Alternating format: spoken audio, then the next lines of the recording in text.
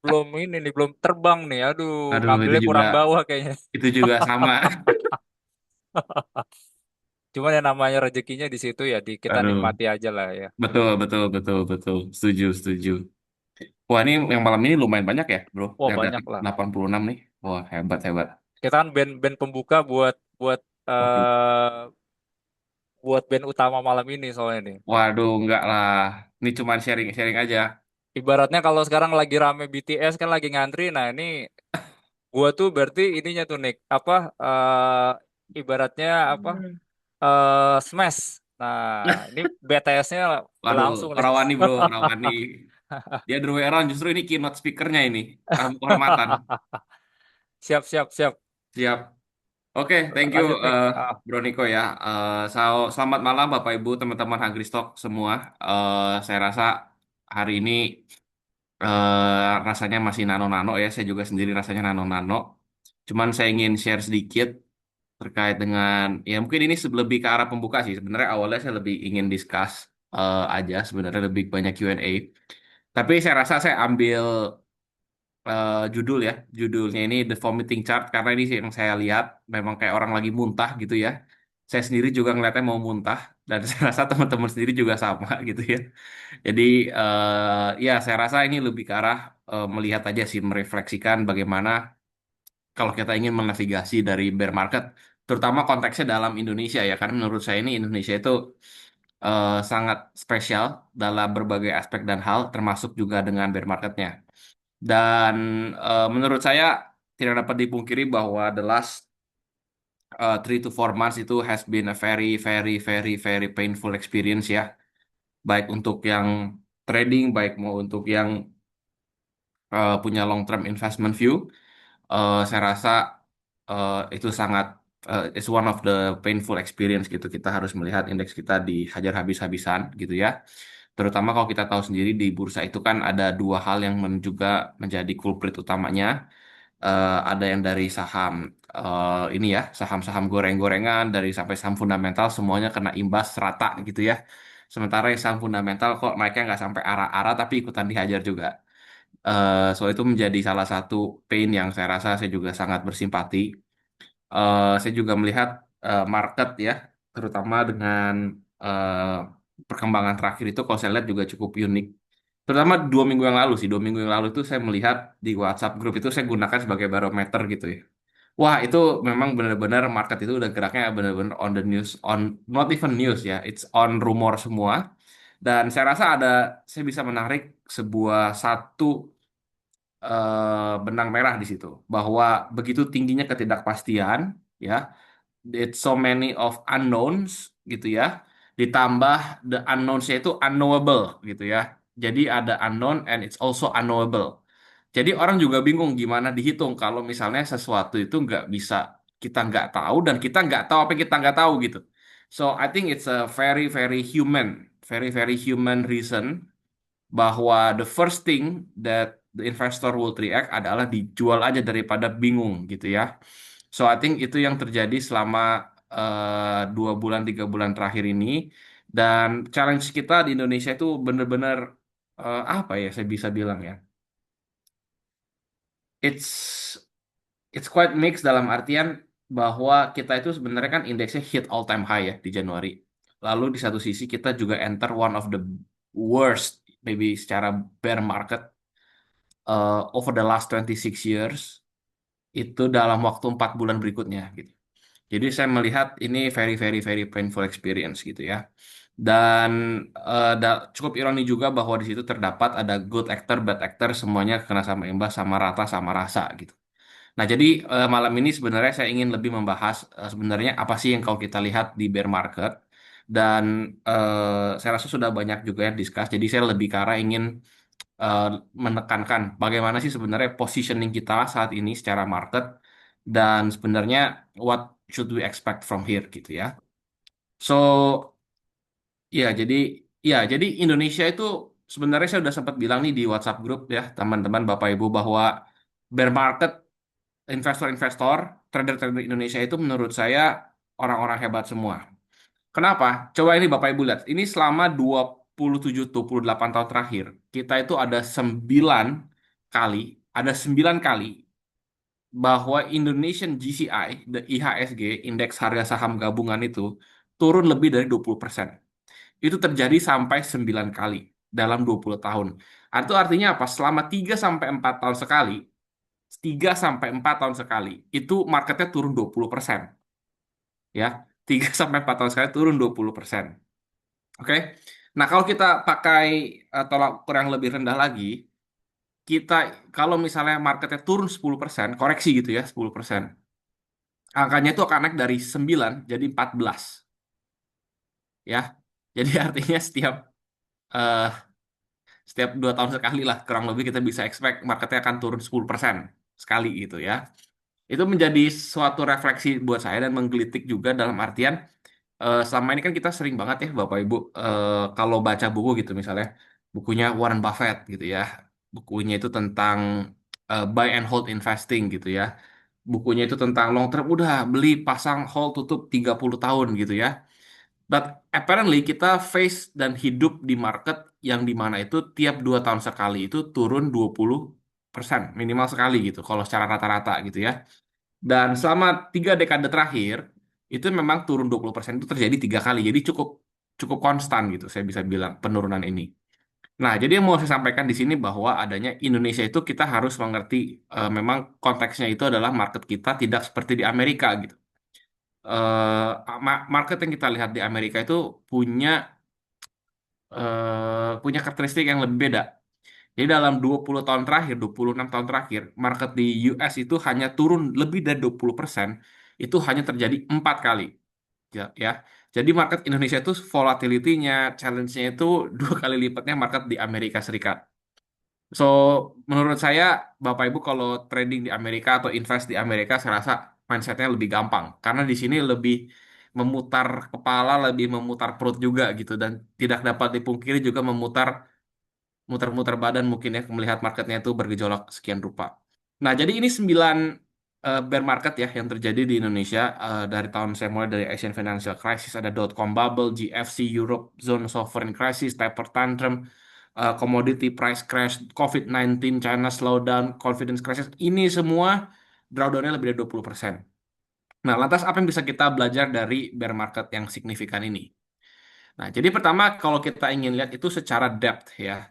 Nah, kalau kita lihat, sebenarnya yang kita terjadi sekarang ini, top to bottomnya kita itu adalah drawdown-nya 42%.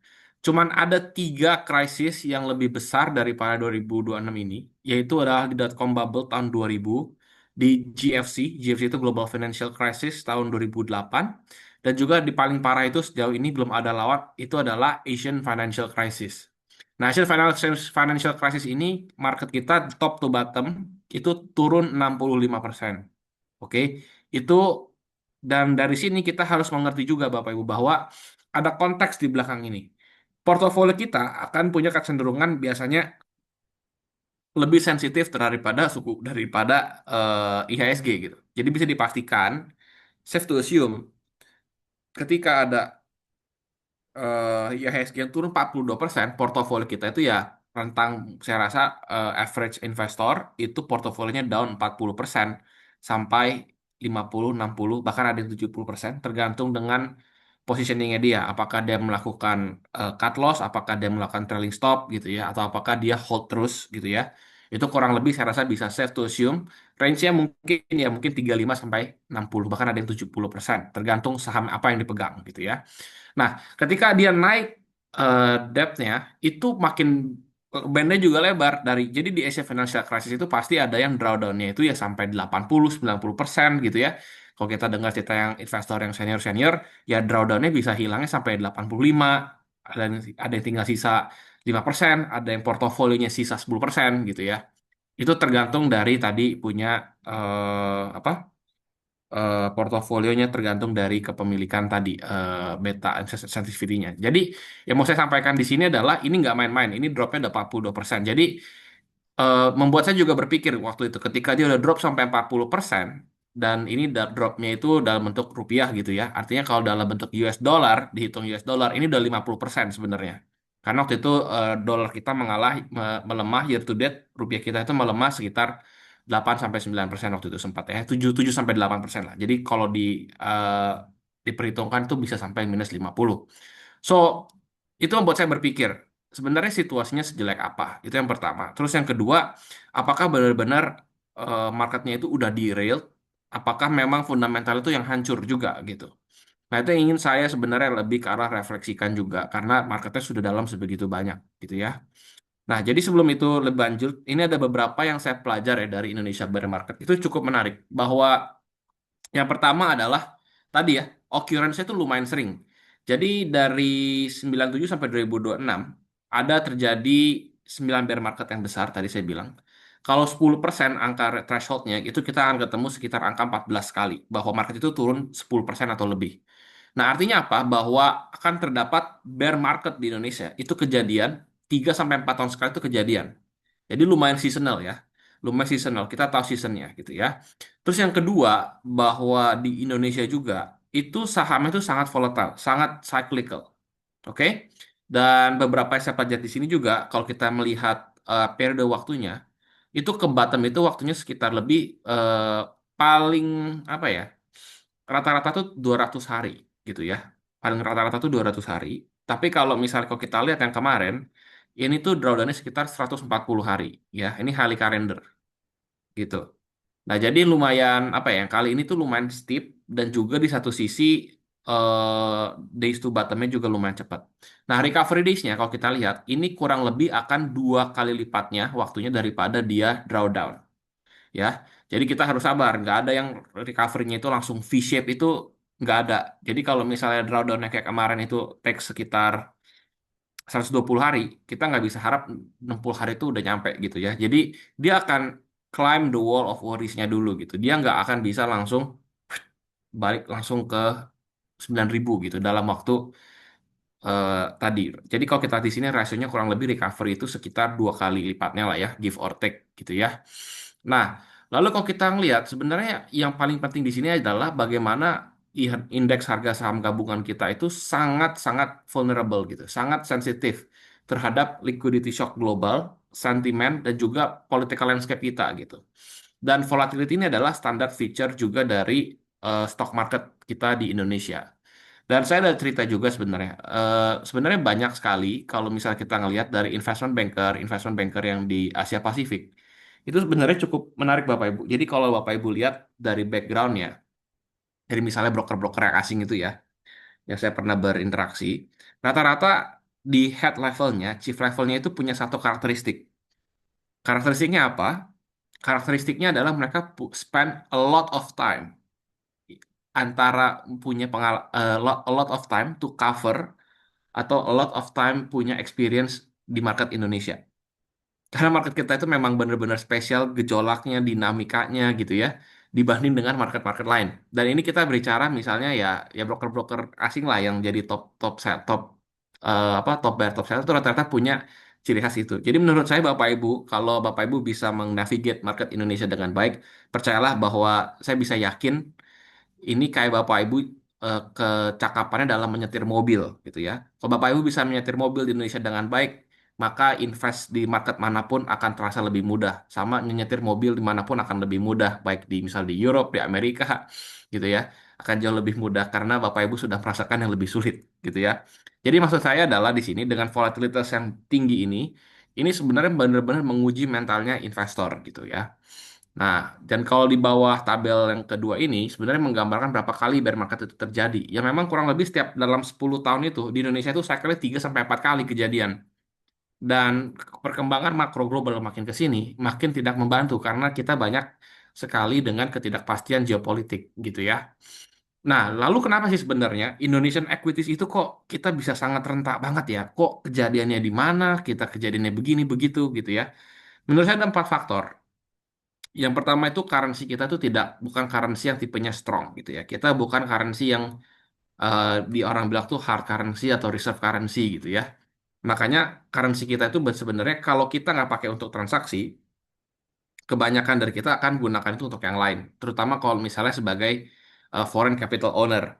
Jadi kalau misalnya kita let's say fund dari asing atau misalnya kita uh, penanam modal asing, PMA gitu ya, FDI, Ya kalau kita nggak pakai rupiah itu buat transaksi, kita nggak bakal simpan rupiah gitu. Singkat mudahnya begitu.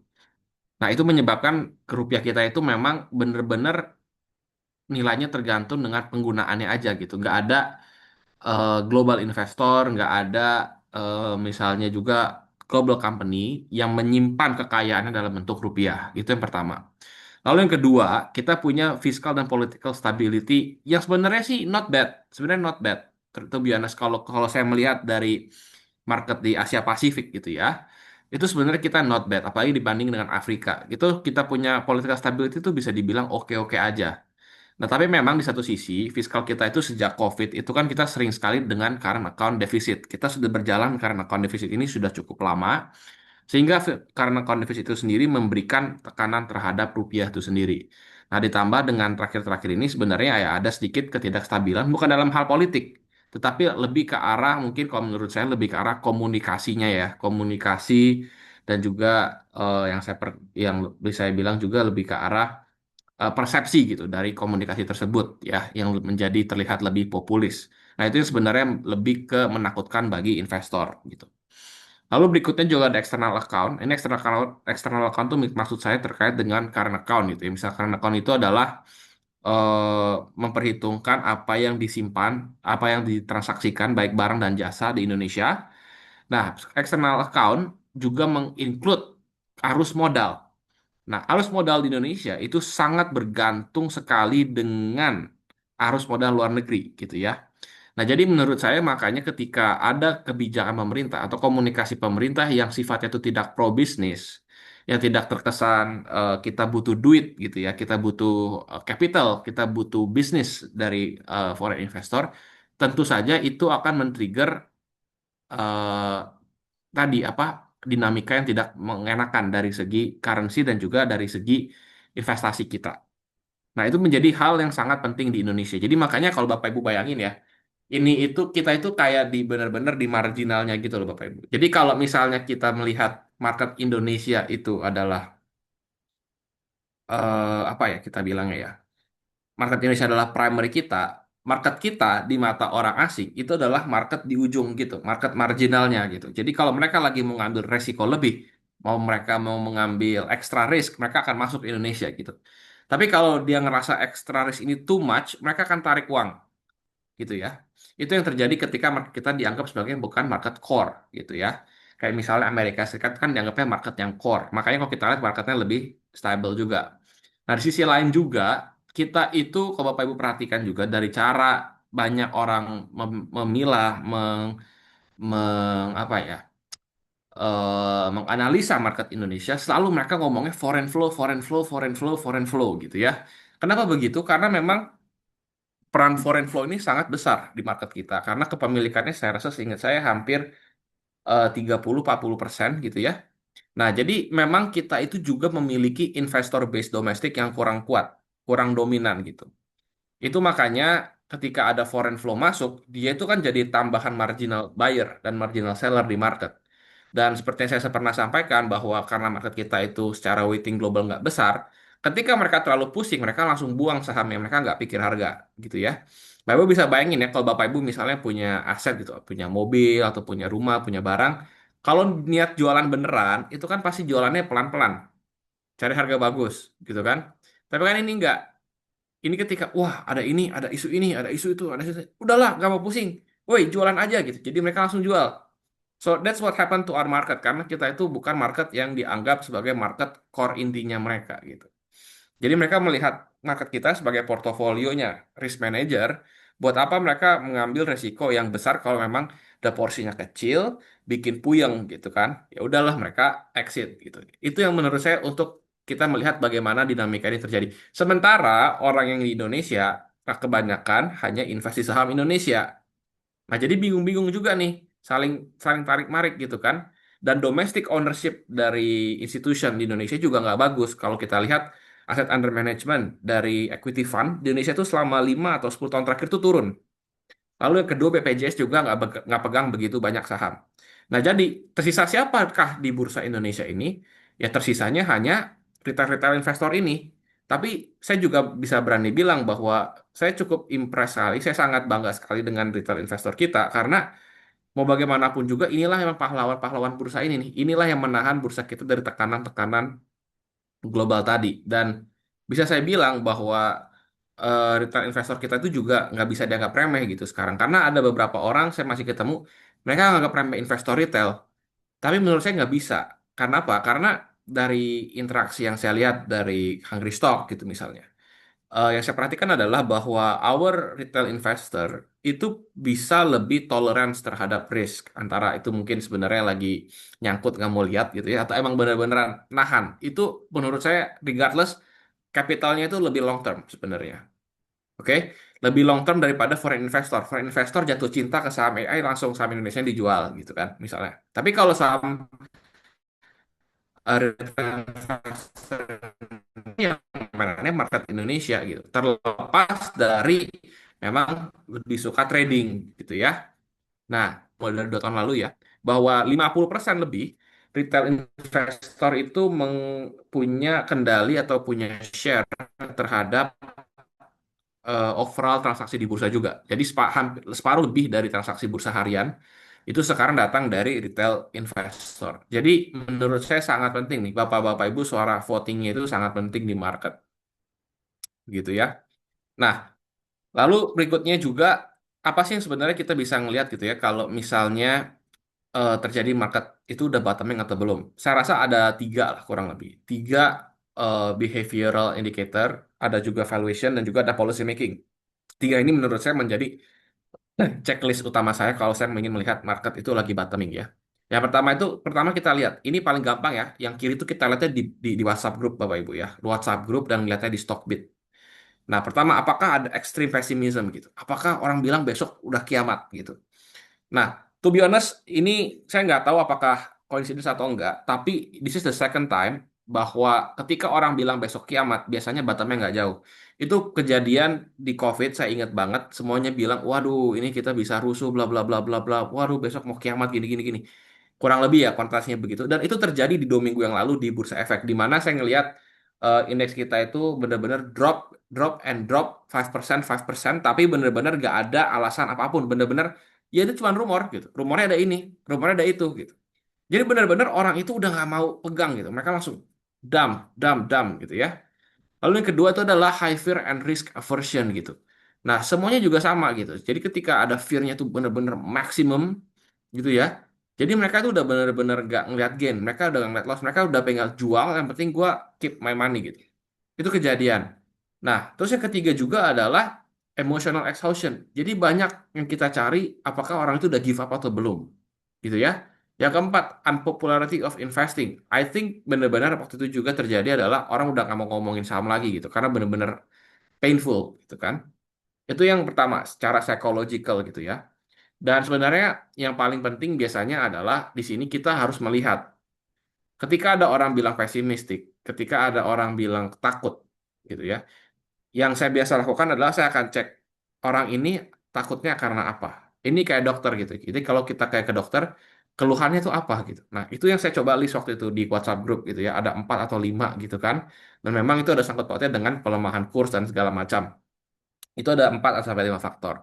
Nah, lalu yang kedua juga kita lihat adalah fundamental dan valuation. Nah, ini kalau yang bilang fundamental is dead, disinilah fundamental itu kepakai Bapak Ibu. Jadi, ketika price dan value itu benar-benar terdisconnect, kita tuh masih bisa melihat bahwa ini saham, bener nggak nih harganya segini? Ini salah nggak sih harganya cuma segini gitu kan? Apa ini gue yang halu gitu kan? Nah, di sini yang saya rasa fundamental itu sangat kepake. Karena kalau pakai teknikal, ketika udah bocor ke bawah begitu, mereka nggak bakal pegang gitu. Pegang itu pasti jual rugi, jual rugi, jual rugi terus. Nah, disinilah kenapa pentingnya punya ilmu value investing. Itu benar kepake ketika marketnya seperti ini. Gitu.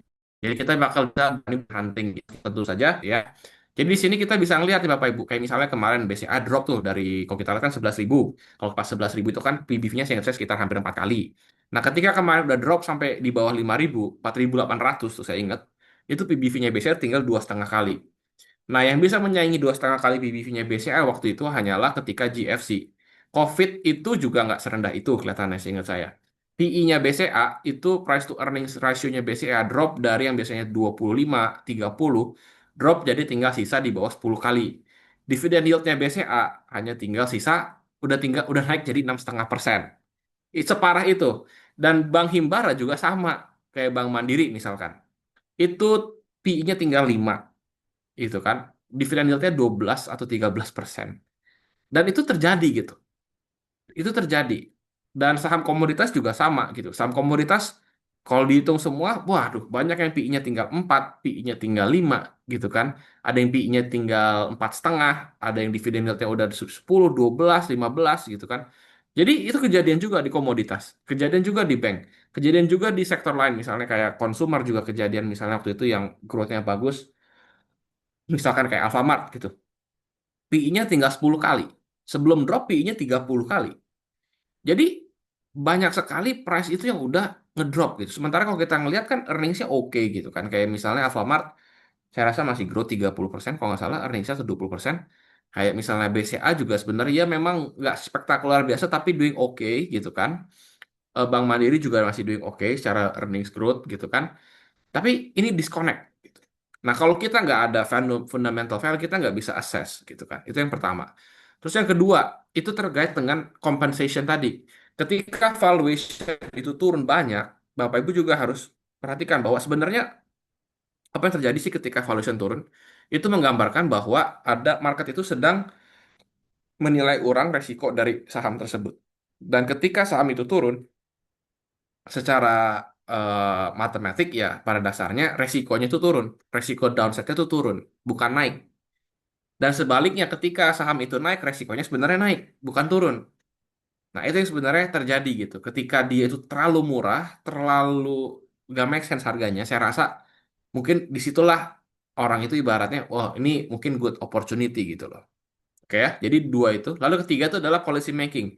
Ini yang saya rasa menjadi titik penting dari putar baliknya minggu lalu dari IHSG adalah munculnya sense of crisis dari policy maker. Karena kalau sebenarnya Bapak Ibu lihat, drawdown ini kan kejadian dalam waktu 130 hari gitu ya. Selama 130 hari itu, sekitar 3 bulan, Bapak Ibu perhatikan kan, ketika ada dolar naik, misalnya, kalau ketika ada BBM naik, apa segala macam, eh, stance komunikasi yang diberikan pemerintah itu adalah sangat masokis gitu ya, sangat merasa oh enggak, it's okay, everything is going to be fine. Jadi mereka merasa semuanya itu baik-baik aja gitu. Nah, ketika sense of crisis itu muncul, barulah mulai polisinya tuh diperbaiki gitu. Jadi ini yang orang sering bilang good policies are made in bad times biasanya. Dan itu benar. Dan ini juga kejadian pada saat COVID waktu itu. Jadi saya rasa tiga ini dinamik yang paling saya sering lihat gitu ya. Apakah sebenarnya mereka cuek atau nggak cuek, policy maker itu sangat penting dalam menentukan arah juga gitu. Nah lalu selanjutnya berikutnya apa sih yang sebenarnya bisa di-expect ketika market itu sedang recover? Nah ketika market itu baru recover, itu dia nggak akan langsung V-shape, misalnya kayak tadi tuh saya bilang turunnya 130 nih. Kalau kita mengacu ke statistik tadi, berarti kita bisa expect market itu paling cepat fully recover ke 9.000. Itu adalah di level 2 kali lipatnya gitu yang kita bisa expect. Jadi kalau 120 hari ya berarti kurang lebih 240 hari lagi. Artinya akhir tahun lah baru bisa balik sampai ke level 9.000 gitu ya. Kalau kita ngeliat dari historinya. Nah, jadi pertama, dalam periode dia recover, itu sangat tinggi volatility-nya. Jadi dia bakal bisa naik bam, bam, bam, 10%.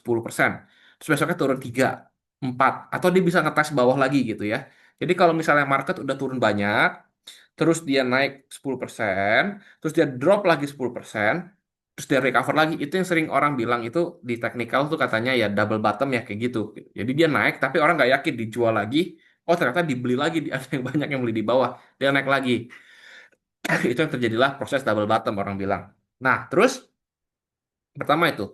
Lalu kedua adalah uncertainty. Nah, ini yang paling penting. Setiap kali bear market, itu bottom selalu terjadi sebelum adanya perbaikan. Perhatikan nggak? GFC, terus juga di COVID-19, dan beberapa tempat lain, market itu selalu bottom sebelum earnings-nya keluar. Sebelum hal itu diperbaiki gitu ya. Jadi maksud saya apa? Bahwa ketika ada uncertainty tadi terjadi dan lalu ada harapan untuk berbalik arah, market itu akan gerak duluan. Jadi sama kayak COVID tuh. Saya ingat banget ada banyak yang komplain, wah, masa sahamnya udah rally? Ini kan masih belum bener gini-gini. Dari situ saya bisa pelajarin sebenarnya bahwa market itu akan selalu move ahead gitu ya. Ketika ada risk mereka move ahead, ketika ada potensi turnaround mereka juga akan move ahead. Jadi kalau kita menunggu dari itu beres, maka biasanya sering kali yang terjadi adalah sudah kelewat reboundnya gitu. Dan resikonya itu sebenarnya udah hilang dan valuasinya udah naik. Dan yang kejadian sekarang ini kita kan kurang lebih udah naik sekitar 12-15% dari bottom gitu kan. Jadi akan selalu ada rasa nggak enak itu tadi. Ada rasa nggak nyaman tadi bahwa sentimennya itu masih sebenarnya masih ya orang masih percaya nggak percaya percaya nggak percaya gitu ya. Nah itu yang kita sering sebut sebagai climbing the wall of worry tadi. Jadi orang itu masih punya banyak skeptisisme bahwa ini bener nggak sih, bener nggak sih misalnya programnya ini dibenerin, program itu dibenerin itu bener nggak sih gitu kan. Jadi akan ada itu narasi itu akan berlangsung terus selama proses recover. Oke, jadi ingatlah bahwa itu yang akan selalu kita face gitu ketika kita melihat wall of worry tadi. Nah, tapi nggak juga dipungkiri skeptisisme itu kadang benar, artinya akan ada bull trap atau kita sebut false start. Jadi dikira di bear market karena harus kita akui kan memang secara tren dia turun gitu. Tapi akan ada false startnya juga bisa. Dan nanti kita akan ke sana lagi. Dan ini bisa terjadian yang orang bilang makanya dead cat bounce itu kayak gitu maksudnya. Jadi dia udah drop banyak 30%. Terus dia naik 10%. Tapi ternyata itu bukan bottom ya. Jadi di situ abis itu dia turun lagi 20% dan melanjutkan downtrend tadi. Itu yang orang bilang false start gitu ya. Itu juga adalah resiko ketika kita membeli saham pada saat recovery tadi dan pada saat di bull apa di bear market. Nah, tapi yang paling penting juga ini, bahwa akan terjadi rotation di sana, di mana biasanya akan ada dimulai dari big caps-nya dulu, akan dimulai dari saham-saham yang orang anggap itu kualitinya tinggi. Jadi biasanya saham yang akan rebound lebih cepat itu bukan saham yang small cap, bukan saham yang kecil-kecil. Biasanya lebih ke arah saham-saham blue chip-nya dulu akan mulai dari market leader-nya itu adalah dari yang paling banyak kena hit pertama, yang kedua juga yang adalah yang paling terlihat kualitinya bagus gitu ya. Jadi dua itulah yang biasa akan rebound paling cepat gitu ya. Which is kejadian beberapa minggu lalu ini. Dan lalu yang paling penting juga dari sini adalah nanti bagaimana delivery pemerintah. Itu yang akan orang lihat jadinya. Jadi it's very fair, it's very manusiawi ya kalau kita merasa ini kok marketnya udah recover tapi kok sebenarnya fundamentalnya masih ringkih.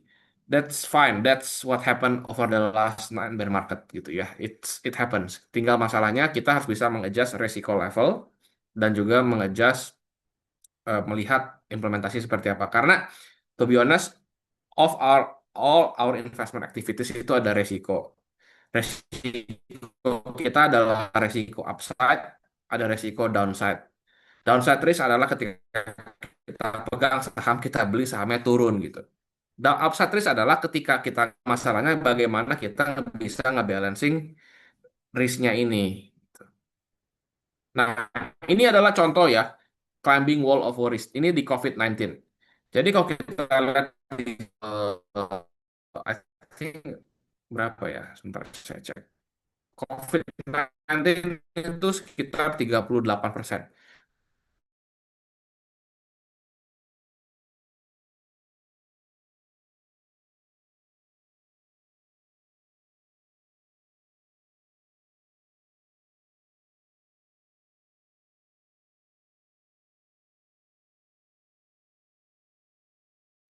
Ya, jadi sebenarnya sudah lebih parah daripada penurunan pada saat COVID. COVID itu cuma turun 38%. Ini 42. Oke, so lihat. Pertama, dari bottom, ini itu udah naik 30% dulu nih. Dalam waktu yang singkat ya. Di bulan 2020 nih, dia rebound thread 30%. Tapi nggak langsung terbang terus kan Bapak Ibu, balik ke harga 6.000 kan enggak. Tapi yang terjadi apa? Dia drop dulu nih 10%. Sekitar 4 bulan, dia naik dulu. Tapi ingat, sih juga ada mini drop gitu ya, minus 5% gitu.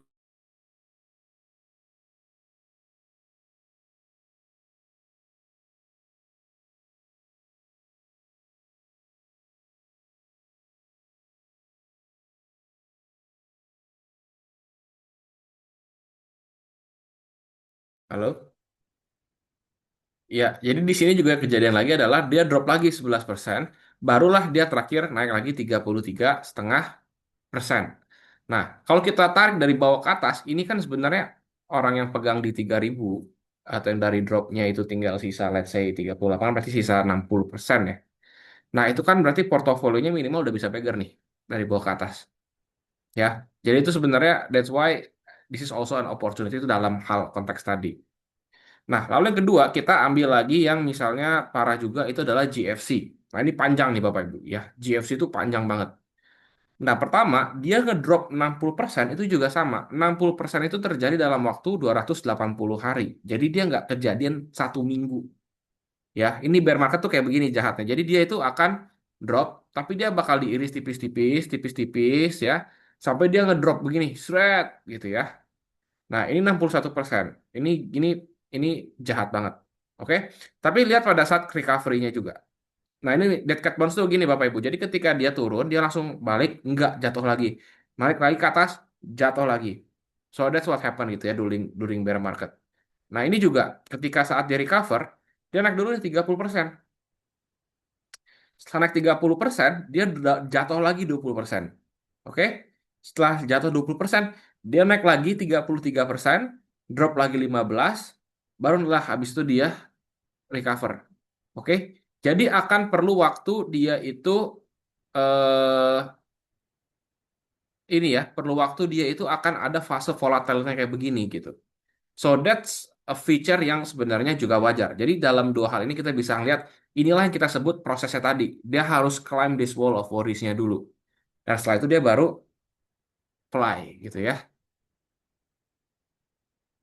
Nah, sekarang ada apa sih wall of worry kita? Ada empat kurang lebih. Yang pertama itu adalah weakening rupiah ya. Waktu itu kan kalau kita lihat stance pemerintah sangat masokis ya. Bank Indonesia juga tidak mendefend Indonesia secara fundamental, tapi didefend secara interventionist. Dan itu tidak tidak bekerja gitu karena memang marketnya melihat fundamental deteriorate dari segi fiskal gitu ya.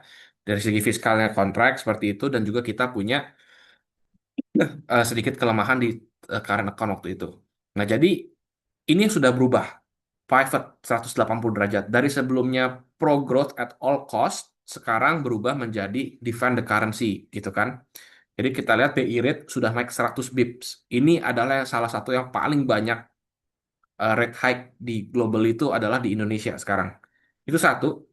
Yang kedua adalah terjadinya peningkatan SRBI rate. SRBI rate itu sebenarnya adalah instrumen moneter dari Bank Indonesia untuk menyerap liquidity ini. Ini sudah naik 250 bips dari 5%-an jadi sekitar 7,25 kalau nggak salah.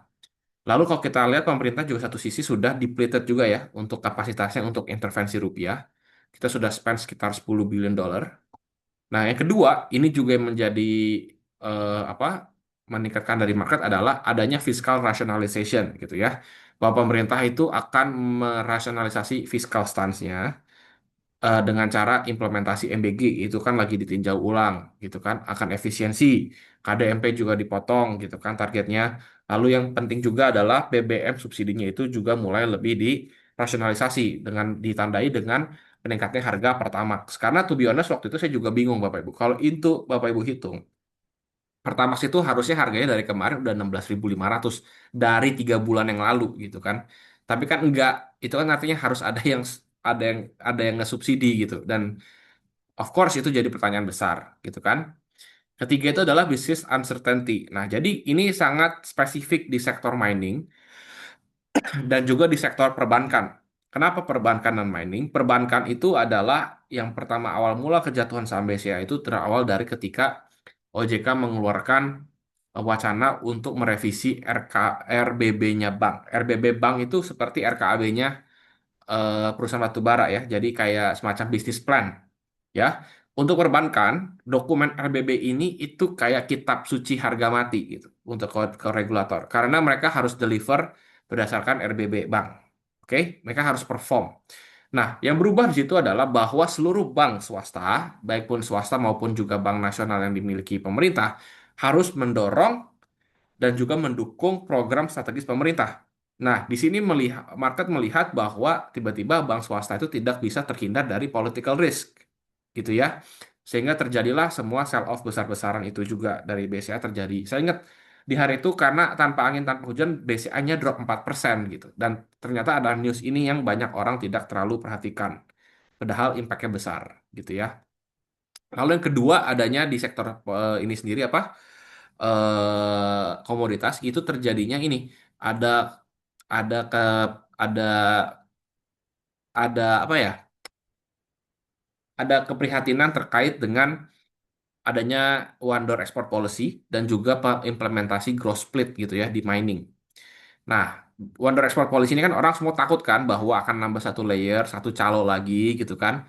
Nah, ternyata setelah ada klarifikasi dan segala macam, ternyata enggak, memang mereka tidak akan tidak punya intensi untuk jadi calo gitu kan. Itu dikatakan oleh Pak Doni Oskaria ya, dan memang fokusnya lebih ke arah under invoicing, dan memang yang di charge oleh PT DSI ini hanya untuk value added service, artinya nilai tambah, misalnya dia untuk melakukan verifikasi atau misalkan dia untuk inilah intinya ada service dan itu semua nilainya wajar gitu ya, dan berkali-kali tekankan tidak untuk meng-take over business gitu ya, jadi itu yang saya rasa menjadi positif sebenarnya. Nah, lalu ada growth split ini juga yang menurut saya bikin pusing waktu itu saya ingat sendiri. Yaitu adalah growth split itu yang sempat digandangkan orang kan bahwa skema growth split itu gini Bapak Ibu. Jadi kalau di growth split sekarang kan royalty ya, royalty system itu sebenarnya pemerintah ngambil dari atas. Jadi kalau misalnya saya punya hasil tambang, saya jual 100, royaltinya 15%, saya kasih 15 ke pemerintah gitu. Misalnya 15% kayak batu bara gitu. Itu saya kasih 15% gitu. Nah, kalau growth split yang disampaikan dan juga diberedarkan waktu itu adalah pemerintah itu akan ikutin migas gitu. Nah, migas itu sangat kacau kalau diimplementasikan di tambang untuk berbagai hal. Pertama, misalnya dari segi aspek spesifikasi itu udah nggak bakal uniform karena produk tambang itu nggak seuniform minyak dan gas. Migas itu kan sama semua barangnya. Kalau ini beda. Nah, yang kedua, cost structure-nya beda gitu ya. Dalam artian kalau misalnya migas dikasih 70-30, kontraktornya masih bisa make money. Oke? Kalau tambang, pemerintah ngambil 70%, terus sisa 30% dikasih penambang dan disuruh bayar expense, itu pasti bangkrut semua. Nggak ada yang bisa kerja kayak begitu. Nah, yang positifnya adalah pemerintah SDM sendiri yang bilang sudah off the table gitu ya. Udah nggak ada lagi, selamanya nggak bakal dirubah. Nah, ini menjadi juga demarkasi yang sangat penting menurut saya. Yang keempat adalah MSCI. Ini baru keluar tadi pagi. Saya rasa hasilnya nggak begitu nggak not bad gitu menurut saya. Dan saya rasa masih emerging market itu sebagai best case scenario. Dan yang bisa di-highlight di sini adalah bahwa foreign ownership-nya itu sudah sangat rendah at this point gitu ya.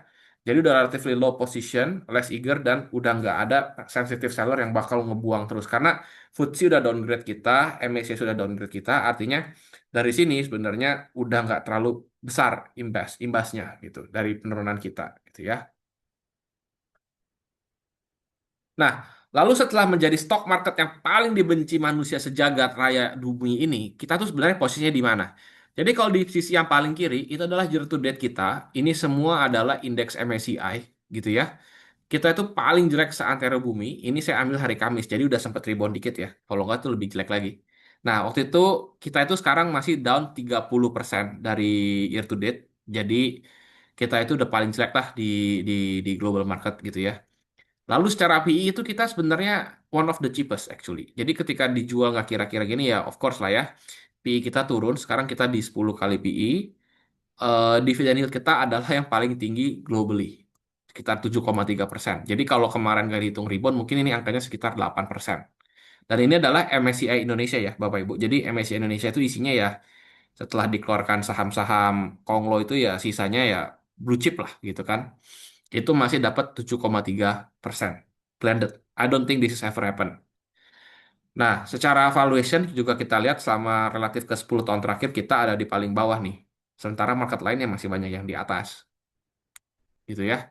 Jadi kita benar-benar udah posisinya itu, waduh, orang orang bilang udah nggak ada harga diri gitu ya. Nah, fundamentalnya gimana gitu? Kalau secara saya lihat sih fundamentalnya not great gitu ya, tapi juga dibilang jelek juga enggak gitu. Kalau kita ngelihat dari forward CAGR-nya dari saham-saham yang masuk di MSCI itu ya ekspektasinya adalah growth-nya sekitar 9,7% for the next 3 years, which is not bad gitu ya. Of course nggak sespektakuler di China, nggak sespektakuler di Taiwan or Korea gitu, but it's fine. Tapi memang posisinya yang berubah di sini adalah dulu kita punya EPS growth cenderung lebih tinggi daripada di US. Oke, cenderung lebih tinggi daripada di emerging other developed market. Nah, sekarang kebalik. Kalau kita ngeliat di bawah sini sini, yang emerging market itu banyak yang underperform yang di atas. Dan Bapak Ibu juga bisa lihat bahwa ada korelasi nih di sini. Kayak Taiwan, South Korea, US ini kan semua korelasi tinggi dengan earnings growth gitu ya. Secara return on equity kita juga not bad. Kita 17,5%. We are basically among the highest lah di globally gitu kan. PEG ratio kita juga 1,03. So not bad ya secara valuation. Jadi menurut saya waktu itu maksudnya saya ingin menggambarkan bahwa di sini sebenarnya posisi kita secara fundamental itu ya is not broken gitu, bukan yang pecah berkeping-keping itu enggak juga gitu.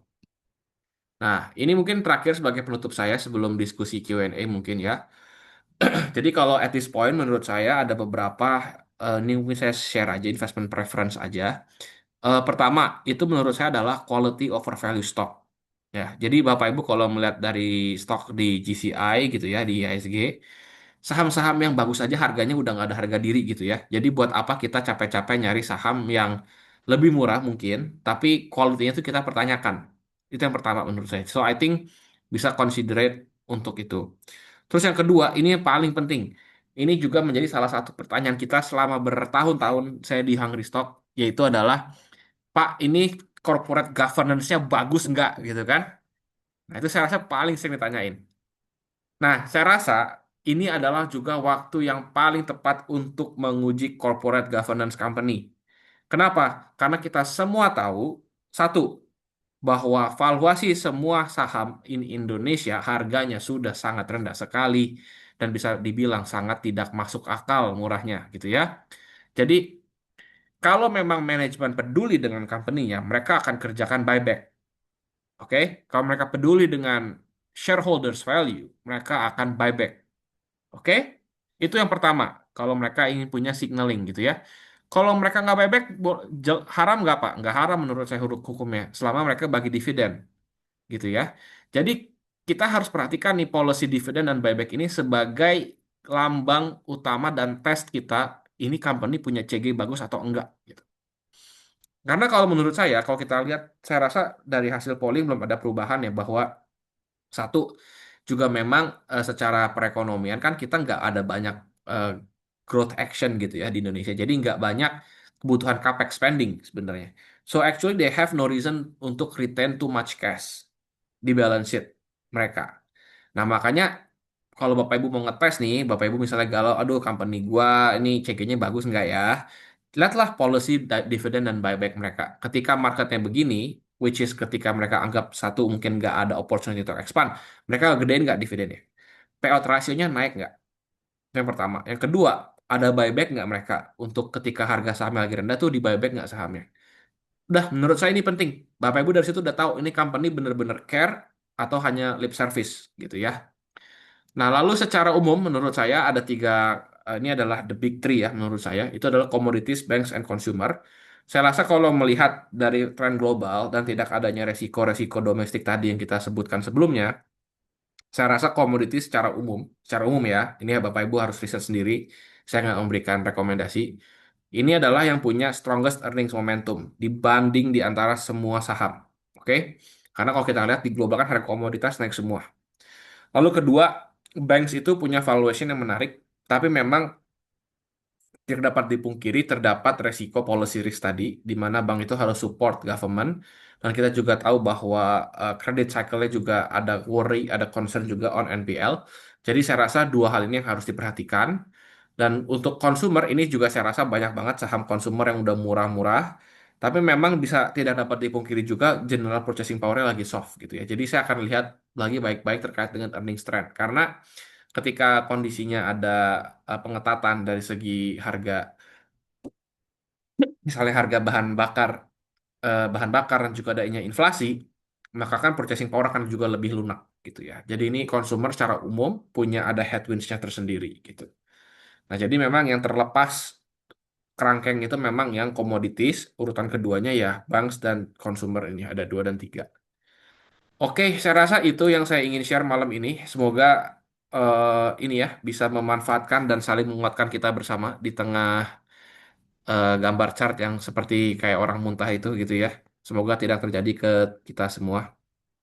Oke, mungkin kalau ada Q&A saya persilahkan.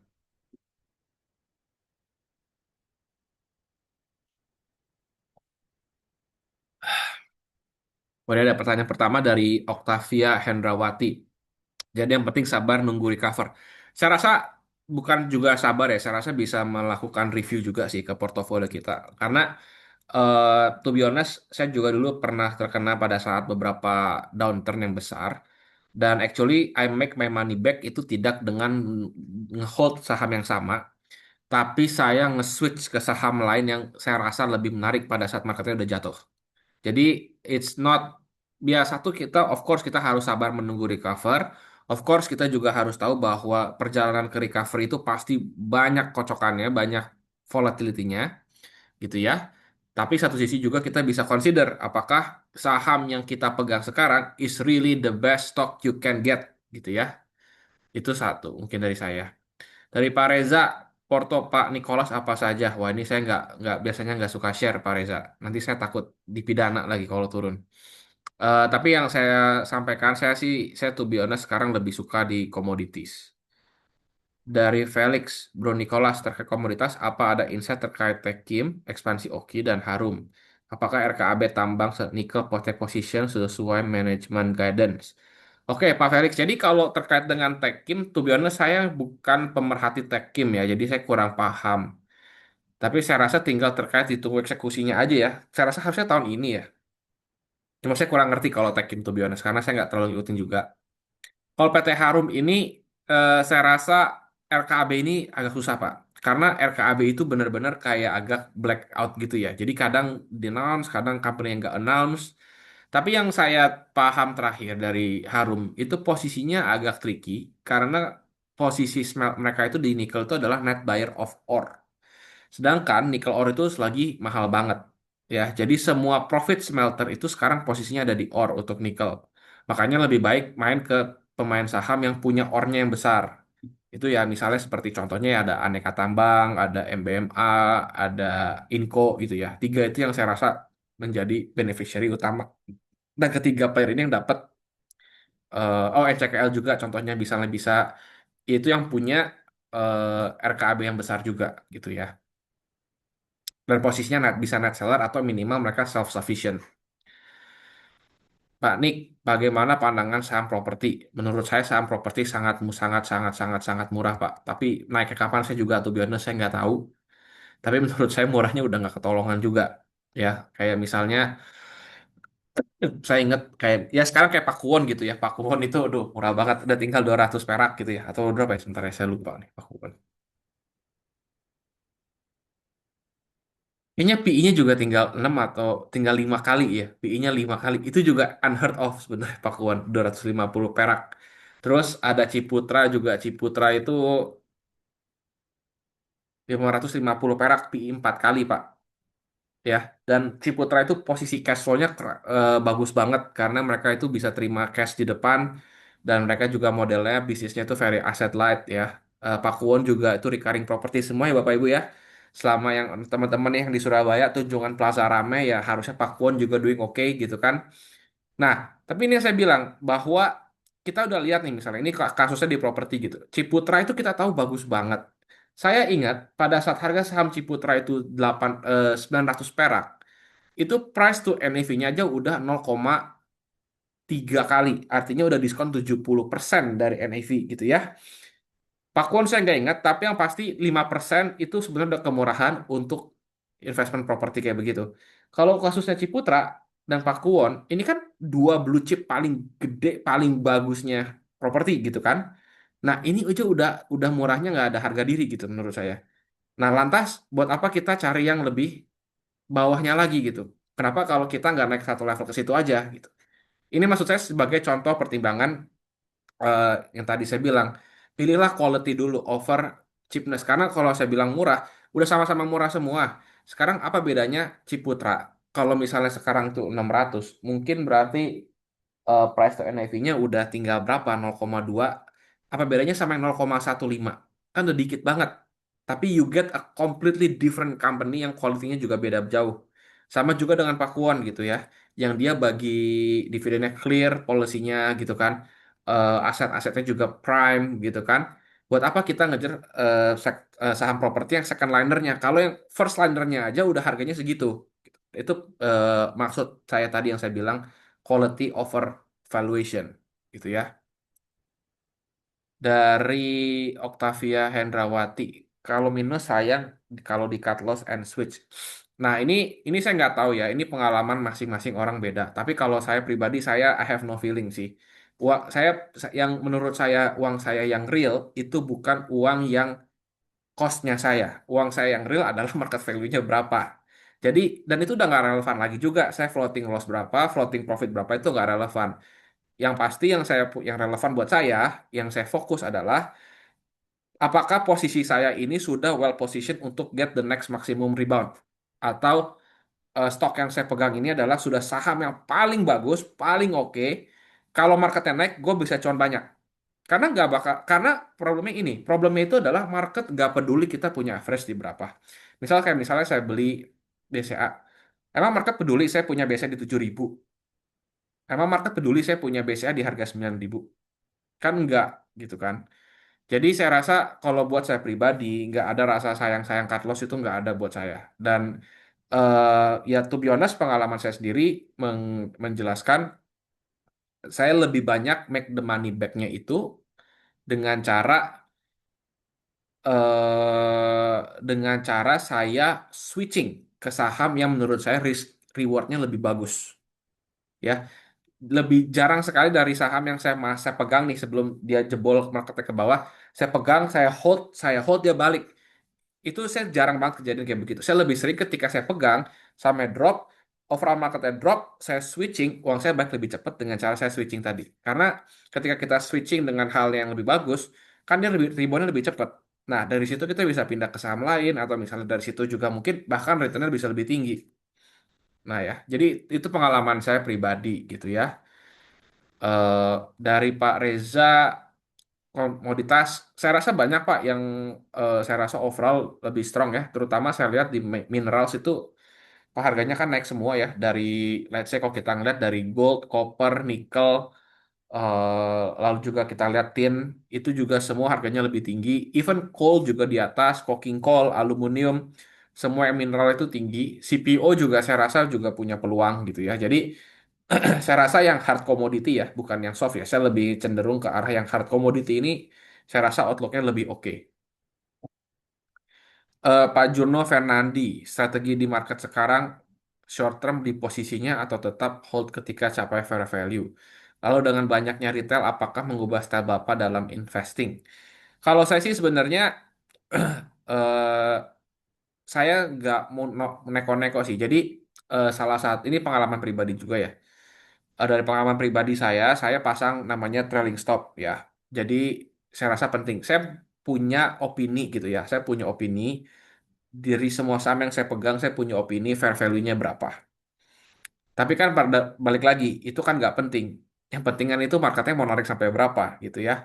Jadi tentu saya punya hitungan saya sendiri. Tentu saya punya analisis saya.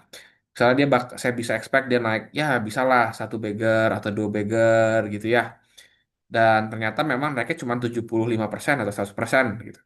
Ya udah gitu. Jadi saya nggak harus ngotot dengan angka saya itu nggak usah. Ternyata kalau marketnya udah mulai bengkok ya saya kabur gitu. Atau saya take profit gitu. Saya rasa penting untuk analisis supaya kita tahu risk and reward kita gitu ya. Gitu. Dan itu kita sebut margin of safety kan. Margin of safety itu kan bukan berarti kita harus sampai sana, tapi minimal kalau seburuk-buruknya let's say kita taksir 100. Ya, misalnya harga sekarang sekarang harga sahamnya 30.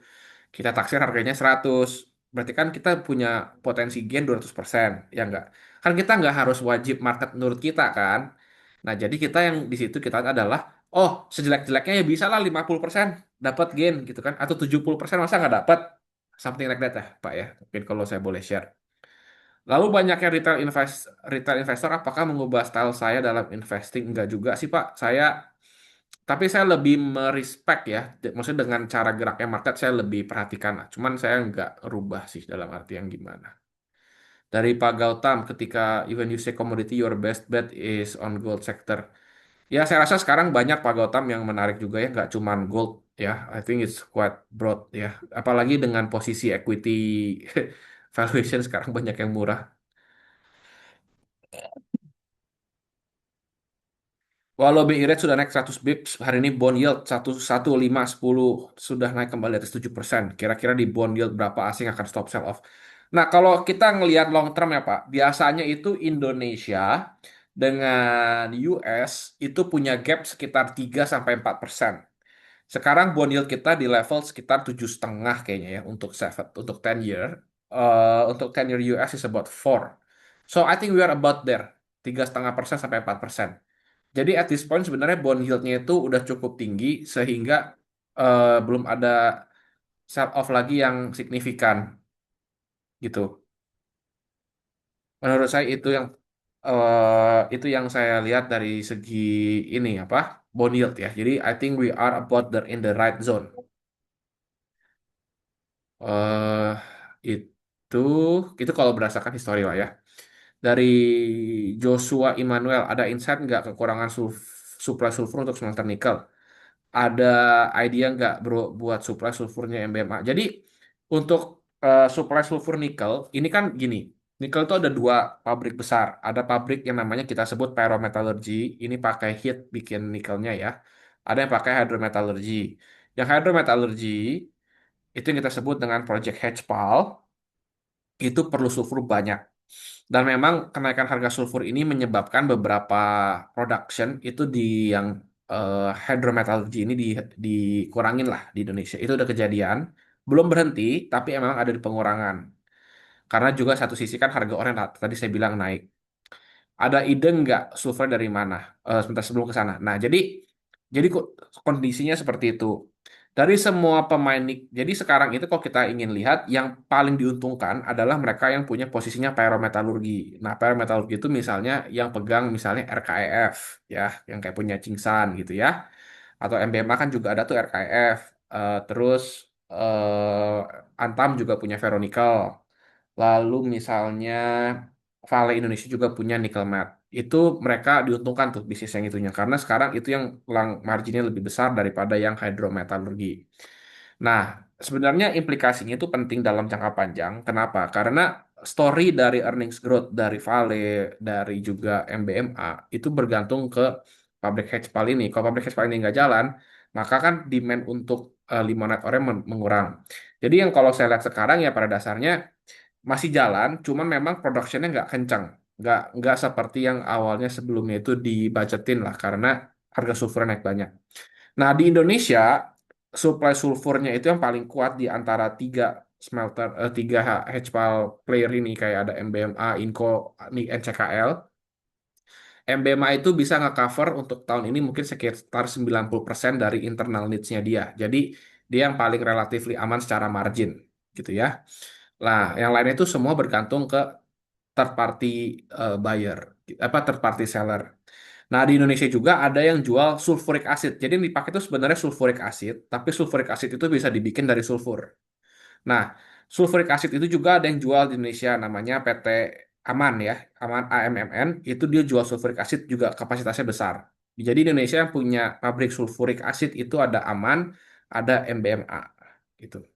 Jadi dari sana sih, tapi itu nggak cukup buat keseluruhan domestik nikel Indonesia. Paling itu sekitar 30% lah, 30%, 40% dari total needs gitu ya. Dari Pak Agus Cahyadi. Oh ya, by the way, harga sulfur ini naik banyak ya, teman-teman Bapak Ibu. Jadi harga sulfur itu sebelum perang sekitar $400 per ton, $500 per ton. Setelah perang itu naik 1.200 dolar per ton. Jadi beggar tuh, satu beggar setengah.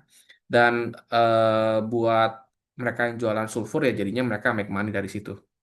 Termasuk ya di dalam hal ini apa yang di benefit itu adalah ada MBMA dan juga ada Aman gitu ya. Pak Agus Cahyadi, Pak Niko tanggal 24 Jun very critical. Bagaimana potensial V-shape recovery? Saya rasa market itu sudah mulai making position sih Pak. Jadi kalau saya lihat ya dari market itu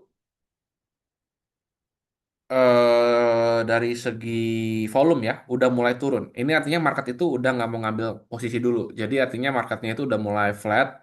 Dia akan melihat wait and see nih sampai tanggal 24 Jun. Yang pasti menurut saya kalau hari ini pandangan pribadi saya rasa nggak jelek sih hasilnya. Gitu. Apakah V-shape? Saya rasa nggak ada yang V-shape sih Pak. All takes time. Ya, kalau saya rasa odds of a V-shape is very low. Terus dari Pak Ridwan, oh sorry Pak, HS120. Kenapa lebih pilih komoditis daripada banks? Karena kalau saya rasa komoditis itu kita hanya bergantung ke global market ya. Jadi lebih apa ya Pak? Lebih nggak tergantung sama domestik gitu ya. Kalau dalam artian kalau misalnya bank kan tadi ada isu tadi, terus ada isu cycle ekonomi kan juga nggak terlalu prima lah gitu ya. Jadi saya rasa komoditas itu lebih detached. Tapi nggak saya bilang lebih gampang. Komoditas itu volatility-nya luar biasa gitu. Jadi beda. It's a matter of preference lah. Each itu ada its own poisonnya sendiri gitu. Lalu dari Pak Ridwan, ada pandangan untuk market US karena IHSG tentunya. Oh ya, by the way, also komoditas itu juga US dollar earner. Jadi saya rasa resiko rupiahnya juga terhedging di sana. Dari Pak Ridwan, ada pandangan untuk market US saat ini karena IHSG tentunya juga tidak terlepas dari bila market global batuk-batuk. Pertanyaan saya cuma satu sih, Pak Ridwan. Sebenarnya US market kenapa? Is there something wrong with the US market?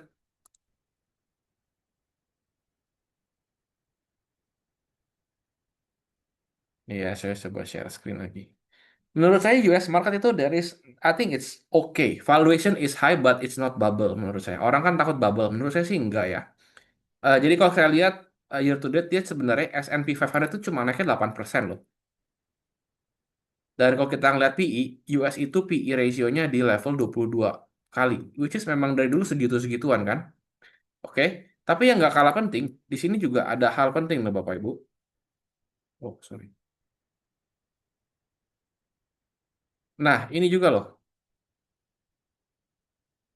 Lihat, US market itu lihat, growth-nya 14% earnings CAGR-nya. This is one of the fastest period of earnings growth.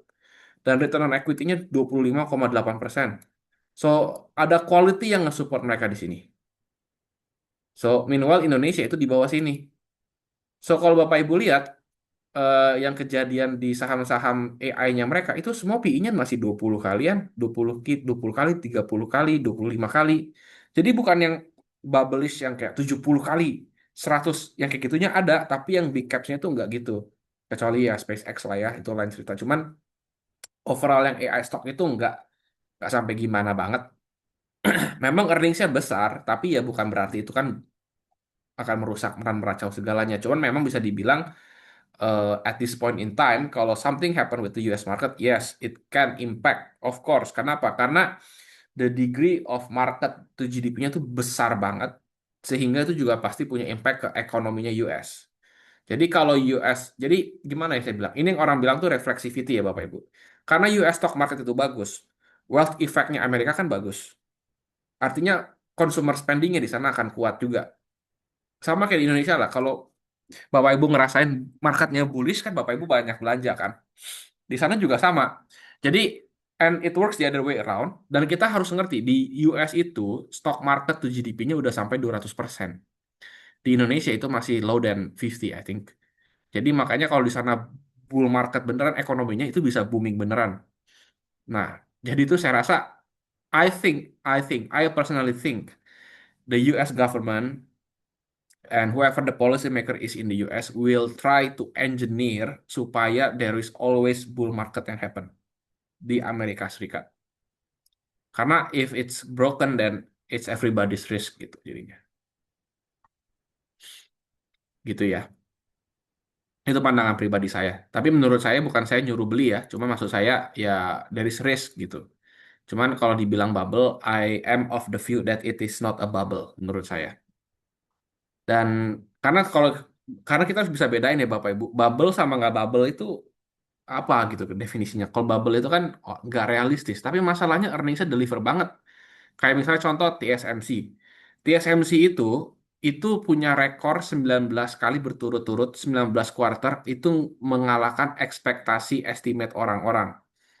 Setiap bulan, setiap tahun itu earningsnya sekitar 200 150 billion dollar every year, growing at 30%. Nah, kalau company-nya kayak begini dan EBITDA marginnya 70%, growing 30% for the last 5 years, kalau dia PI-nya 30, emang salah, ya kan?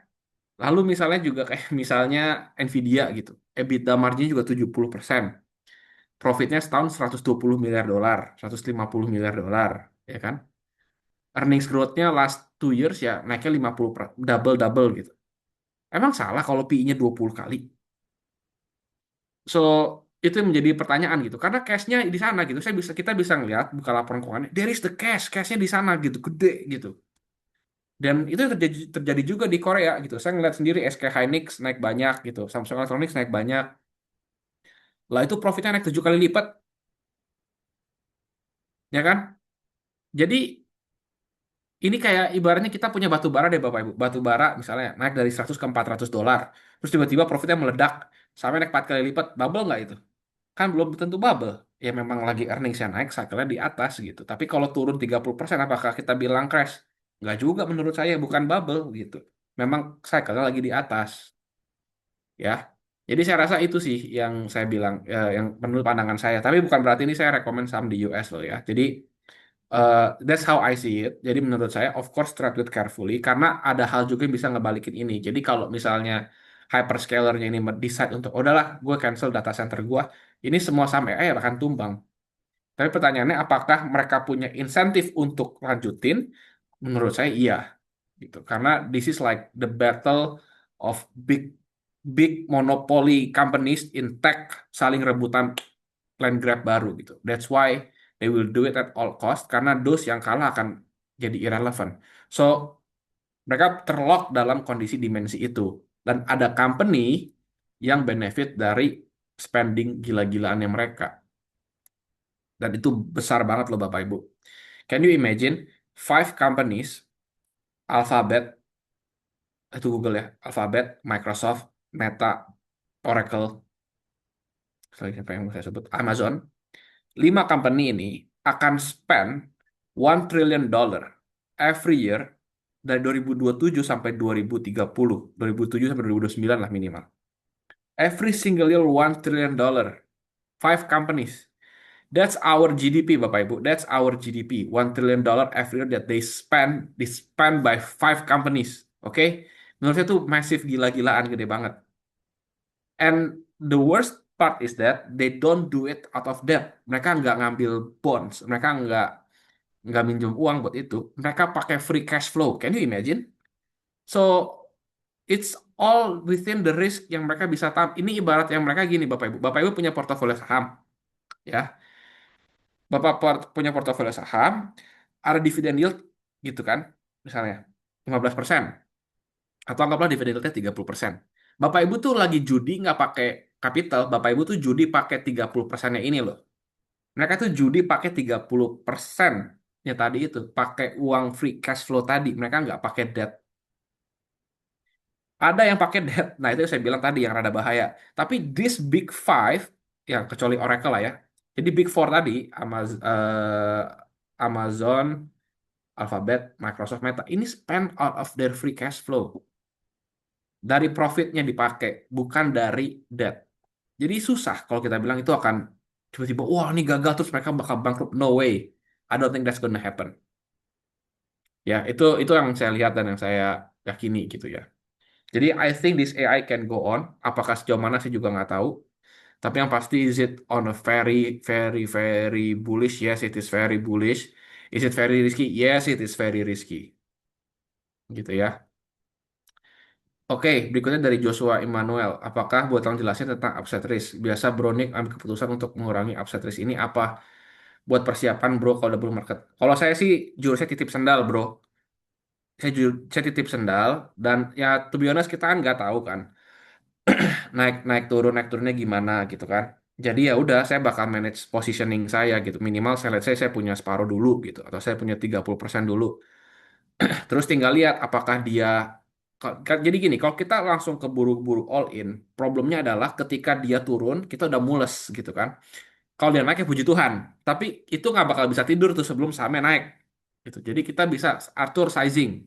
Misalnya kita udah suka banget harganya, mau kita udah murah banget, masuklah let's say 10%, 15% dari total alokasi kita. Misal kita udah budget ini 100, masuklah dulu 20 gitu. Nah, kalau ternyata 20 ini kelihatannya, wah ini ternyata udah recover nih. Saya makin yakin labanya keluar, kondisi cuaca di luar cerah, ya saya tambah. Tapi ternyata kalau turun ya saya biarin dulu gitu, saya sampai turun lagi gitu. Itu biasanya strateginya begitu. Jadi saya minimalisir portofolio saya yang saya lagi resikoin. Dari Octavia Hendrawati, Paniko pegang berapa saham? Saya cuma pegang 4 saham saat ini. Trailing stopnya 4 saham, tapi dua saham itu bisa sekitar 80%. Jadi sebenarnya dua saham, cuman duanya itu ya pemain cadangan gitu.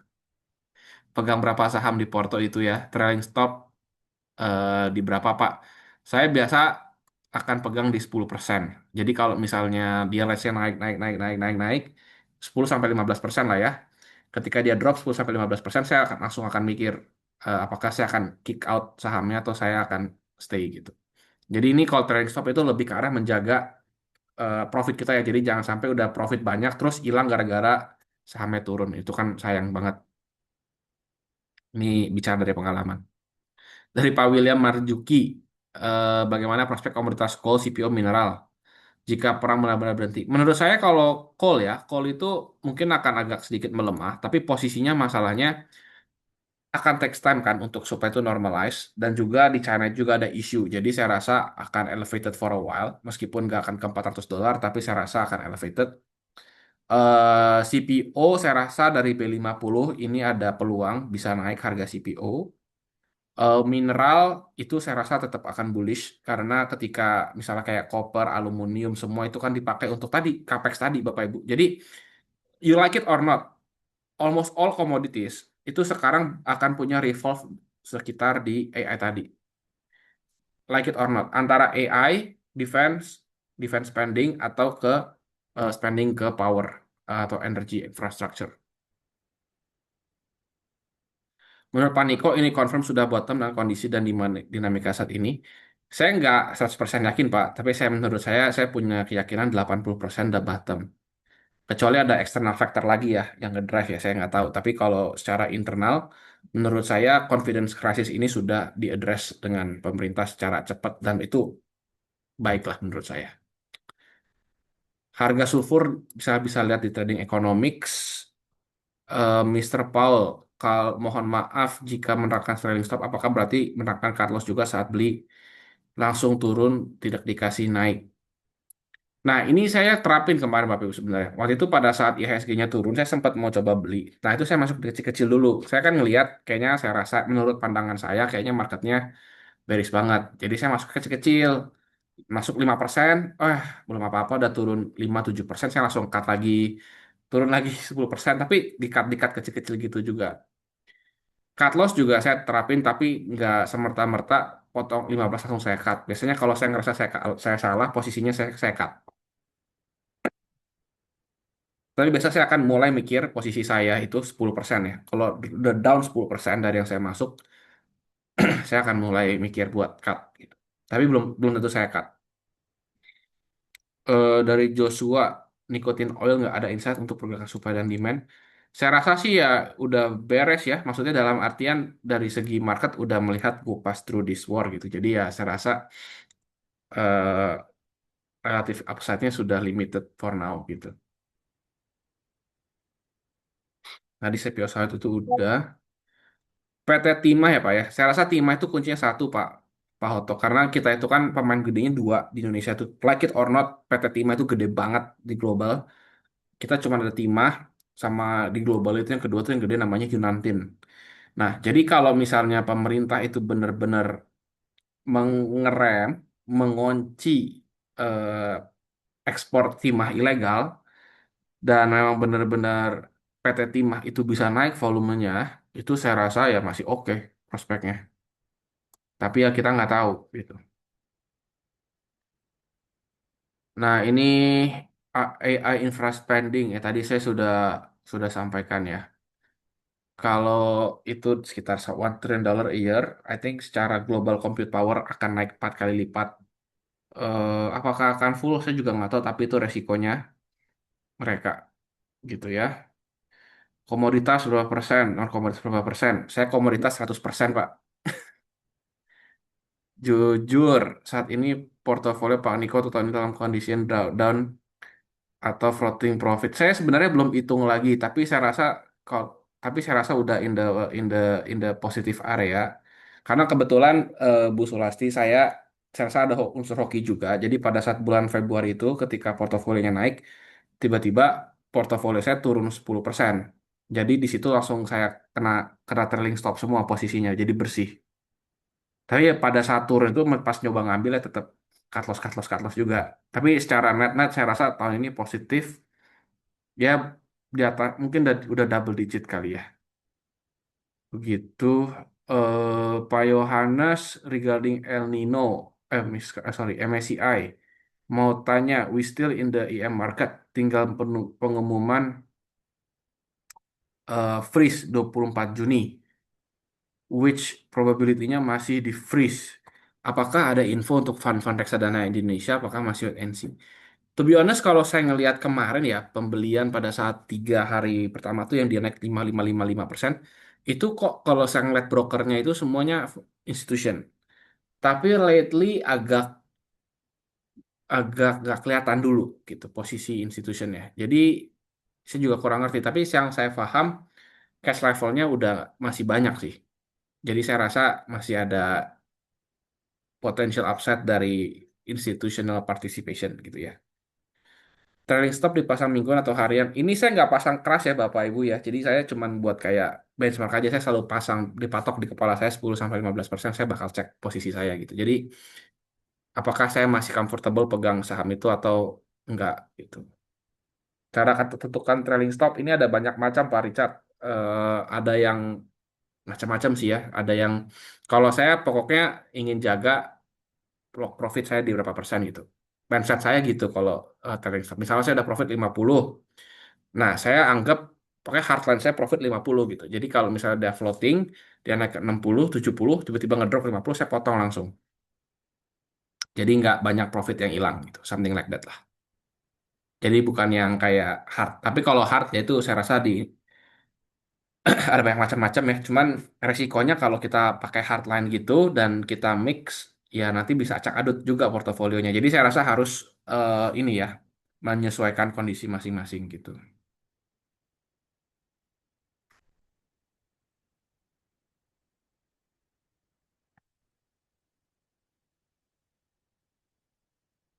Dari Pak Juno, Pak Niko, jika saham kena trailing stop, artinya bisa saja satu saham tesis yang sama keluar masuk gitu ya? Iya, bisa bisa bisa begitu Pak, bisa begitu, bisa begitu. Karena yang kemarin ingin, karena gini Pak, saya rasa pentingnya kita kadang mengconsider itu adalah gini. Kadang kita kan blind to our own judgment gitu kan. Kadang kita punya bias yang terlalu positif, itu yang satu, yang menurut saya kita harus melindungi diri kita sendiri gitu kan. Yang kedua adalah kadang market itu juga nggak tahu geraknya mau kayak gimana gitu. Kalau market itu jebolnya kayak kemarin, kan kita mau bagaimanapun kita pasti bilang di pikir saya, oh ya tesisnya masih intact, tesisnya masih intact. Tapi kalau market mau turun dia turun Pak gitu. Jadi itu yang saya rasa membuat saya juga lumayan cukup di humblekan adalah ya market itu gerak bukan karena kita mau gerak, market itu gerak dengan mereka gerak sendiri terserah mereka gitu. Tugas saya adalah nggak protect capital saya berapa gitu. Ya suka nggak suka gitu. Jadi pada saat kejual waktu itu ya dengan berat hati. Dan itu jangan salah, ketika saya udah lepas itu kan Lebaran. Nah beres Lebaran tuh sahamnya rally semua. Terus saya kayak gigit jari gitu Pak. Kayak oh astaga, gue nggak pegang saham. Ini terus yang dari yang saya jual dia malah naik. Ada stresnya juga Pak itu Pak Juno. Jadi Ya saya bilang tadi itu kan about managing both upside risk dan downside risk gitu. Saya rasa gitu. Jadi ya ada resikonya. Ketika saya lepas barang, saya ngelepas upside risk saya gitu kan. Ketika saya ngambil barang, saya ngambil downside risk barang itu kan gitu. Jadi caranya ngebalancing di sana gitu.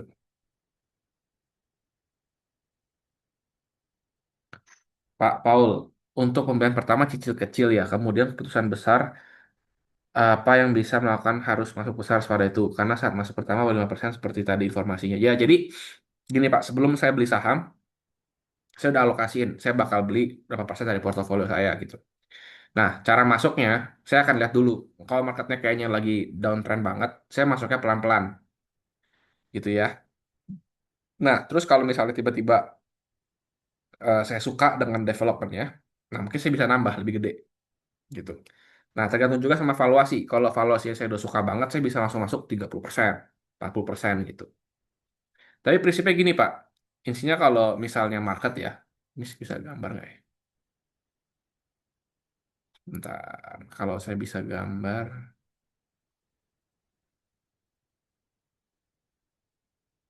Tapi ini gini, Pak. Bapak, Bapak bisa bayangin ya, kalau misalnya ada huruf U gitu ya. Kan kalau market jatuh kan hurufnya kayak huruf U gitu kan. Nah, beli di saat turun, yang pasti pertama kita bisa sepakat ya. Kita nggak bakal bisa beli di paling bawah. Oke? Jadi misalnya gini. Hmm,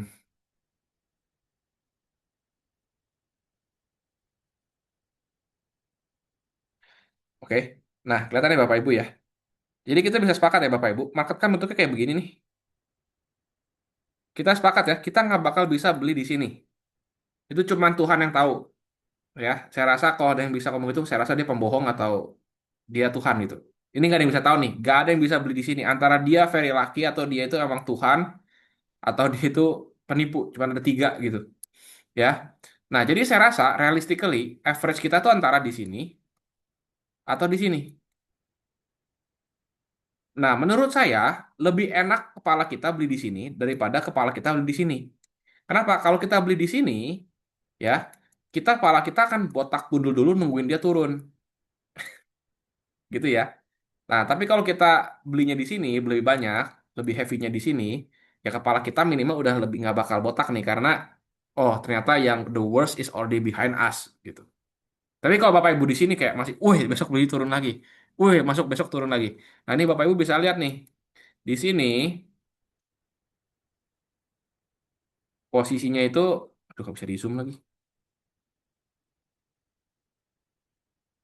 Nah pokoknya Bapak Ibu lihat nih di sini. Ini kan drawdownnya lumayan nih dari sini ke sini. Di sini beli, di sini beli, di sini beli, di sini beli. Wah, itu udah hilang berapa poin nih? Misal di sini dari 5.000, drop ke sini ke 4.000. Ini kan udah minus berapa? Udah minus 20%. Di sini kan bisa botak nih pala nih beliin. Tapi ketika kita cicil di sini, terus oke, tunggu dulu. Kita lihat developmentnya. Oh, dia udah mulai naik. Saya average up. Oh, dia naik lagi. Average up. Average up. Gitu. Menurut saya, ini nggak bikin botak nih. Kalau yang ini saya pikir pala saya gundul duluan pas sampai bawah gitu. Mungkin itu ya maksud saya. Tapi baik lagi ya, ini preferensi ya. Saya tidak menganjurkan orang ikut ini, tapi saya preferensinya begitu, gitu ya. Dan nggak tadi saya bilang yang penting jangan sampai kitanya muntah gitu. Kalau kita udah habis di depan, pelurnya, waduh mampus saya bilang. Karena saya pernah kejadian dalam kondisi kayak gitu dan saya nggak suka gitu. Jadi menurut saya pikir-pikir kok kayaknya lebih make sense. Ya udahlah. Maksud saya nggak bakal mungkin kita beli di paling bottom kan. Jadi ya udah beli cicil dikit dulu. Kalau naik puji Tuhan, tukur ya alhamdulillah masih punya uang lagi gitu. Lebih botak kepala itu ketika udah all in, astagfirullah Tuhan masih turun lagi 10%. Itu kan mules kan jadinya kan. Gitu. Tapi kepala saya udah rontok dikit juga nih tuh. Gitu ya. Eh apalagi ya. Iya, saya rasa begitu. Sisanya ini komennya botak semua. Oke. Jadi saya rasa itu Bapak Ibu, wah ini masih hebat juga 80 orang sampai malam-malam begini. Ya, saya rasa itu Bapak Ibu, semoga dari saya bisa membantu ya melewati bentuk chart pattern muntah tadi. Semoga bermanfaat dan kita tetap semangat di menjadi investor saham. Mungkin gitu. Wah, silakan Pak Lukas. Halo, Jun. Apa kabar? Halo. Baik, baik. Sorry saya kena macet tadi pulang dari kantor di apa itu di Lebak Bulus ya. Tapi saya dengerin dari awal pakai handphone tadi. Oke, thank you ya, Nicholas sudah sharing, memberi insight juga mungkin memberi apa ya semangat ya buat kita untuk navigating chart yang membuat kita vomiting ini. Eh, Sangat-sangat menarik ya. Nah, teman-teman mungkin kalau kita bisa bikin bootcamp sekarang, kita pengen bikin bootcamp sekarang nih karena banyak saham yang murah-murah ya. Tapi kita udah sepakat dengan Nicholas bootcampnya nanti di akhir tahun aja di Desember mungkin. Oke, sebelum saya akhiri ya 1 menit saya ingin sharing bahwa minggu depan itu kita ada temu emiten, kita mengundang CFO dari Prodia ya, PRDA, PT Prodia Widya Usada. Prodia ini mungkin akhir-akhir ini masuk radar para trader dan investor gara-garanya TPIA itu membeli sahamnya Prodia 1,4%. Ya. Jadi selalu lalu dikait-kaitkan dengan Pak PP gitu ya. Nah kebetulan bulan depan ini kan Prodia akan punya anak perusahaan namanya Prodia Dynastis Line PRDA, mungkin sebagian sudah dengar juga, itu akan IPO ya. IPO underwriter-nya adalah Sukor Nicholas. Jadi mungkin menarik juga ya untuk kita pelajari. Jadi saya mengundang CFO dari PRDA Jumat minggu depan untuk temu emiten. Lalu kita dapat jatah untuk visit nih, ya. Karena saya dengar dari IR-nya Stockbit mau visit. Saya tanya tanggal berapa? Tanggal 3 Juli. Oke, kalau gitu hari Stock saya minta sebelumnya gitu dikasih ya. Eh, jadi kita akan visit ke Prodia, tapi saya mintanya ke Prostem ya. Jadi Prostem ini Prodia Stem Cell Indonesia. Em, Mungkin saya bisa bisa share schedule-nya ya sebentar. Nah ini dia. Ini adalah rencana visit ya Selasa tanggal 30 Juni nih 2026. Ya, location-nya ini di kalau Anda tahu Keramat Raya ya, itu dekat apa ya, Rumah Sakit Karolus itu sana. Jadi di Jakarta Pusat ya, nggak jauh-jauh. Nah, acaranya mulai jam 9 selesai jam 12. Itu jam 9 sampai jam 11 ini kita akan ada sharing session bersama dengan CEO dari Prodia Stem Cell Indonesia. Jadi Prostem ini nih adalah anak perusahaannya PRDA. Nah, juga nanti rencananya akan hadir CFO dari Prodia juga ya, memberikan eh, apa ulasan ya tentang PRDA dan hubungannya ke Prostem ini. Nah, yang menarik adalah nanti kita ada tour de lab-nya Prostem nih. Jadi bagaimana Prostem ini menghasilkan stem cell. Ya, jadi mereka membangun satu lab yang modern, yang sangat bagus ya, dan kita bisa diajak tour gitu. Nah, ini menarik. Nah, karena ada tour de lab ini kita agak terbatas ya tempatnya. Kita hanya diberi maksimum tadinya 20, tapi saya nawar jadi dapat 25. Saya udah minta admin mungkin besok ya untuk membuka registrasi seperti biasa first in first serve ya. Jadi tunggu aja lah pengumumannya ya. Jadi nggak usah japri nanya-nanya dulu. Oke, ini adalah rencana visit kita bulan ini. Eh, Baik demikian dari saya. Ini cukup ya Bapak Ibu udah jam 21.44 nih. Kasihan Bro Masih Nicholas semangat nih semua Pak ini. masih punya balita dia. Oke, thanks a lot Oke. Nicholas. Ya. All the best ya untuk Porto Ya. dan untuk anak dan Wah istri. itu untuk kita semua Pak kalau yang itu. Ya, all the best juga untuk Bapak Ibu semua ya. Tetap tenang ya, jangan panik ya.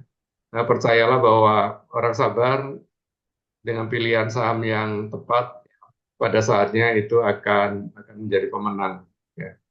Oke, selamat malam semuanya. Oke, terima kasih. Mari Pak Lukas, Bapak Ibu Ya, semua.